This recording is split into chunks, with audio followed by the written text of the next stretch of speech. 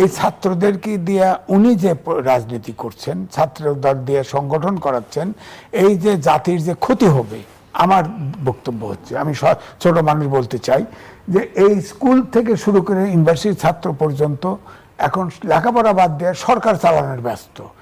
এই যে তাদের লেখাপড়ার দিকে মন নাই, এই যে বিজ্ঞানের অগ্রগতির যুগে এই 6 বছরের জেনারেশন গ্যাপ, এটা কি দিয়ে পূরণ করবেন? এক। দুই হলো ছাত্রদের দিয়ে রাজনীতি শুরু যদি করান, এবং 52 সাল থেকে প্রত্যেকটা আন্দোলনে ছাত্ররা অগ্রভাগে ছিল, কিন্তু কোন ছাত্র নেতা বিতর্কিত ছিল না। হয়তো পরে রাজনীতি করতে এসে বিতর্কিত হয়েছে, কেউ ব্যবসাকে বিতর্কিত, কিন্তু কোন ছাত্র নেতা বিতর্কিত ছিল না। এবারের এই ছাত্র নেতারা কিন্তু ইতিমধ্যে বিতর্কিত হয়েছে। এদের নামায়, এদের বসায়, এদের তাড়ায়, এদের খেদায়, হেলিকপ্টার নিয়ে 6 দিনে 18 বার ভ্রমণ করে। এসব তো হচ্ছেই। অমুকরে ফেলায় দিবে, তমুকরে, এগুলো বিতর্কিত। অনেকেই তো বিত্ত বৈভবের V8 গাড়ি চলে, আপনি কয় পয়সা ইনকাম করেন, V8 গাড়ি নিয়ে টকশোতে যায়।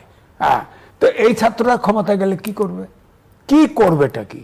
তো আমি ধরেন ইলেকশনে গেলে তারা, আমার বিশ্বাস যে যে জায়গায় আগাচ্ছে, এবং ডক্টর মোহাম্মদ ইউনূস তিনিও 111-এর সময় কিন্তু কিংস পার্টি করতে চেষ্টা করে তিনি ব্যর্থ হয়ে বলেছেন যে এটা আমার কাজ না।